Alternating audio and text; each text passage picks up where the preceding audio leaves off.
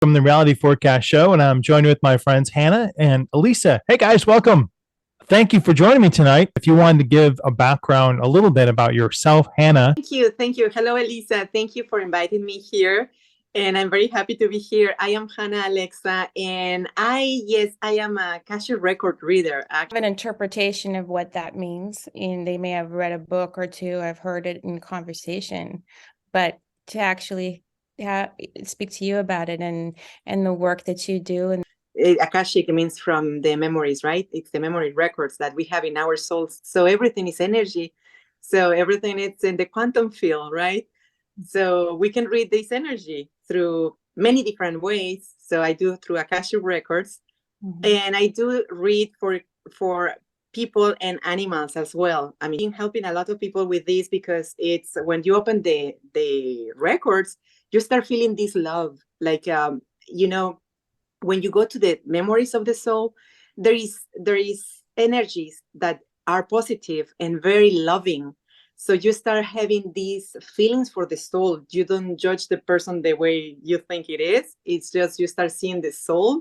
And then this love comes to you and then you start loving the soul. So as well, the animals, when you communicate, sometimes the animals have problems. And I have been helping some other animals and dogs and even one goat. And the owner was saying, can you help me? I don't know what to do because nobody can find anything. So I opened his records with his permission because when you open records for people, it's really interesting how you did that healing and how you're requested to do healing. Is I believe, Hannah, you know about my cat that I have and how I healed my cat. I have a cat that was supposed to die. It's actually brought to me to die. And I did a healing 2 times a day, sending it love. And, she's still around, my cat Storm. And it's interesting because if anyone around her is feeling sadness or that intensity of emotion, she will immediately come over. So I call her my little healing cat, healing animal. She knows. That's beautiful. I think animals are very, very healers, actually, even because they have a different spiritual level. And sometimes I feel that they are more higher than us in spiritually. So this Akashic record index that you read, we do the same thing a little bit in remote viewing. We attach ourselves to the frequency of what the target is and get information about it, what the interface is for you when you connect with the Akashic records. Yes, and the Akashic records are in the quantum field, right? It's in the ether. It's somewhere in the space, but there is levels, right? So somewhere far away, no way, I don't know. It's in that quantum field, but to get there, we have to go to different levels. So there is a protocol to go into that level because the lower levels, if we open, you see, when it's like a prayer where you go and jump to the quantum field, if the person doesn't feel well, or it's not a good time to open the records, entities or people that they are taking care of you or records. So they are already guarded by, they call the 12 old men. It's evident that Hannah is in touch with that high level of energy when you interact with her. We interact very frequently, and you can't help but feel that abundance of love and that shift of energy. When I go around people, I have a tendency to kind of lift somebody and lift a room and lift a field. And it's nice to interact with another individual that can do that, sustain it, and even help me maintain that for a while. And it's really beautiful how she does that. I'm just always curious about like that Akashic index. Is there like a limitation for how far back we can go in the human history? Because I've heard some people say, the Akashic records go back 30,000 years to like the humans. And then before that, it's difficult to tap into that information. As remote viewers, we can go further back, we can go farther in the future, anywhere in the universe. What is your experience with the Akashic field? Yeah, that's an excellent question because everything, the records are personal and for each person, for each animal, and for each even subject, that exactly, you say something very interesting that as viewer, you can go all over, right? But in the records, there is limitations, yes, but you can go the same as the viewer. But if the soul, for example, because it's personal, it's just for one person, and if you open the records for that person, and then if the person is ready to hear the information, then the all these old men will give the information to that person. But if the soul is not ready for all their information, they will not give until they heal, because this is a process of healing. Right. It sounds like, limited by maybe allowance issues, the kind of work that we do can be combined, working with someone like Todd or me to do the preliminary work of energy healing or viewing, and helping clients see whatever issues they might have. And if there are any allowance issues, helping them develop strategies to work through that. And then Hannah, as an adjunct, could follow in. I also didn't want to neglect Elisa. We had a great conversation with you too, but I wanted to introduce also Elisa, who's been on my show before.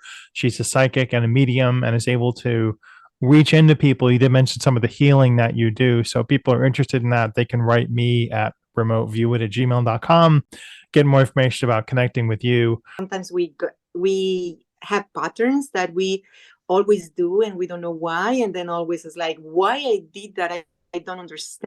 So it's interesting because I'm a natural psychic, but I'm also a trained remote viewer, medium, and I do all these other things, the healing, remote healing, and remote energy work as well. But I've recently been talking quite a bit with Hannah about just self-care and self-love. So if you want to give me an idea, like maybe so the people watching could understand more about how one of those experiences helped one of your clients, could you share like what they were stuck with and how the Akashic record index or reading worked for them, like how long it was, what type of information you got, were they able to ask questions back and forth? Yes. I can tell you about, for example, I helped one girl, and she had problems with let go with the death of her father. So she has all of these problems in marriage, and something that her life was really upside down. She didn't let go her dad, and that's why it was causing all of these problems, because she did a promise to her dad that she want him to be with her all the time, and she will do whatever he wanted, right? Like they were making promises. We opened her records. We found out that the father was asking to let him go, and she didn't want to let him go. So it was a process for her to let him go in a positive way, because he really wanted to go, but she was all the time depressed and thinking about him. The father clear asked to let him go, and then she did exactly what the old men in the Akasha said to her to do. Feelings that she had, all the experience that she had, it was amazing. And the other one was my brother. My brother had problem with he was very violent, and then when we opened his records, they asked him, right, please write the letters to your parents and say that you forgive them, and letters, and burn them, and you need to heal your inner child. Right. So he did all of this progress and all these instructions, and now he's a totally different person. He was very violent. Now he's calm.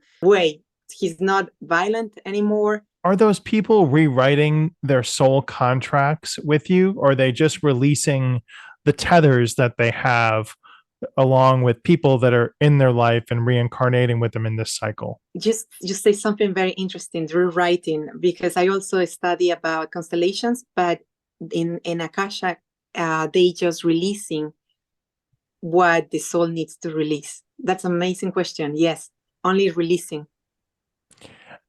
And so when you're talking about the animal conversations. You're able to talk to these animals. And what I have found is that animals don't know what's wrong with them because they don't have like the lexicon or the knowledge of medicine. So how are you able to connect with these animals, and what kind of information are you able to learn from them? Yes, because I opened the records and these old men also are present. So they give me the information, but in this case, the animals also, that's a interesting way of communicating, right? Because I felt the animal was talking to me, and yes, the animal told me what was happening with him.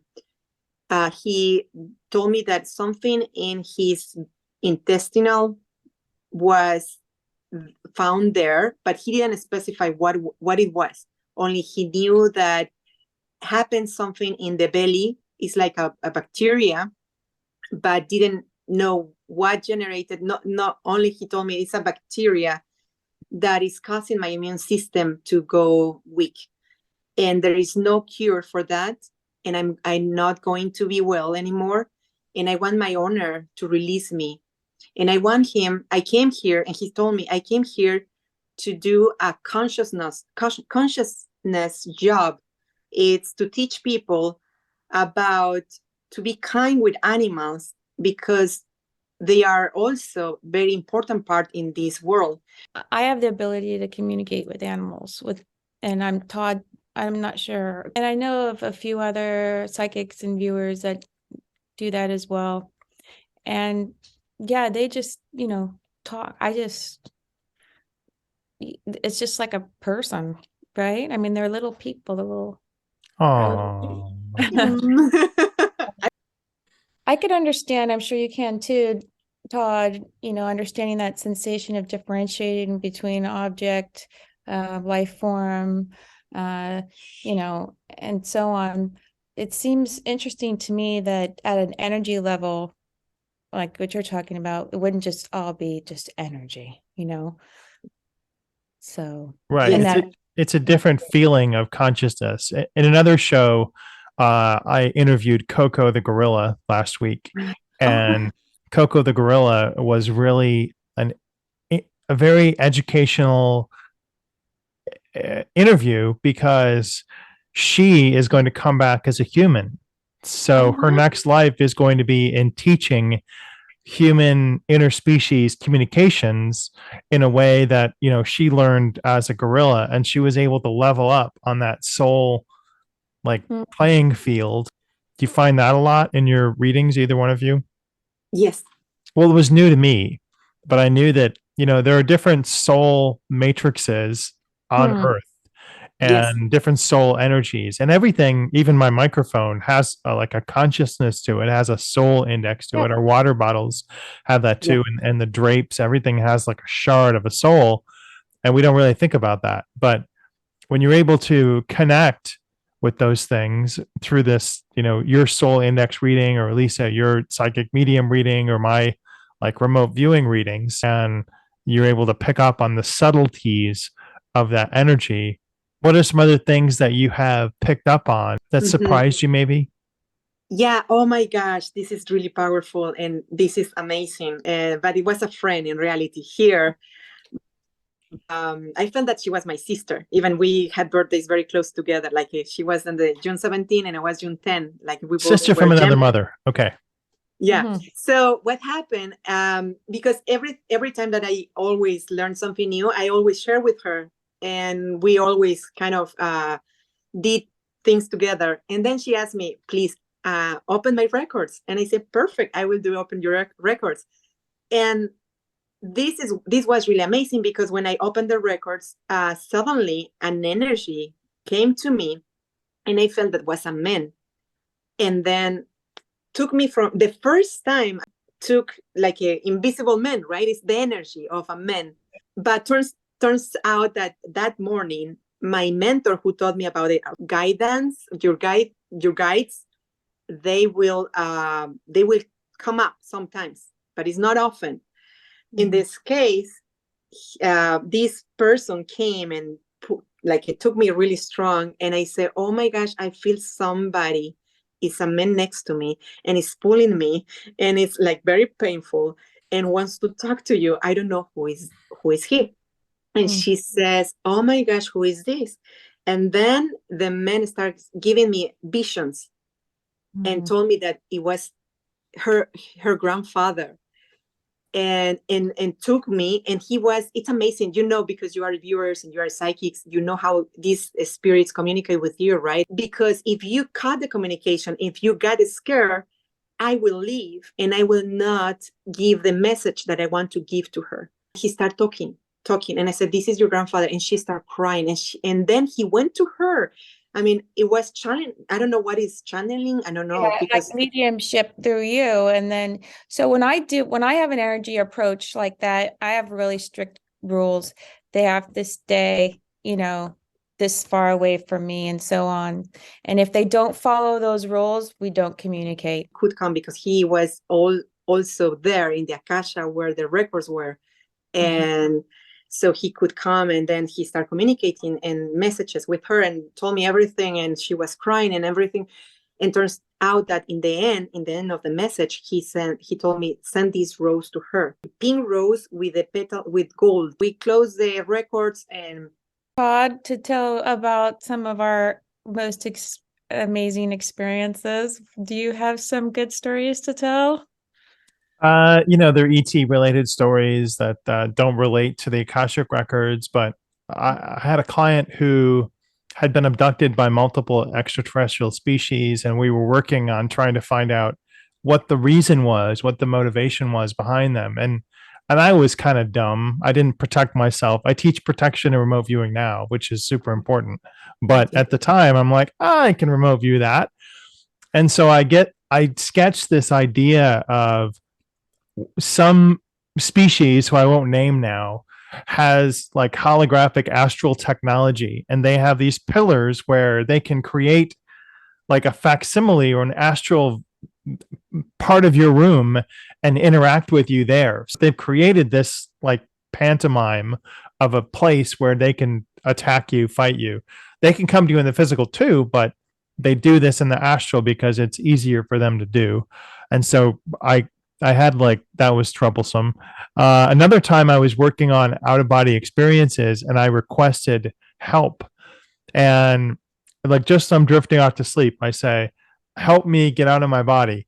And I feel this skeleton hand reaching on my shoulder, lifting my soul, like Grim Reaper hand, lifting my soul out from my body, which terrified me. But it's the exact thing that I just asked for.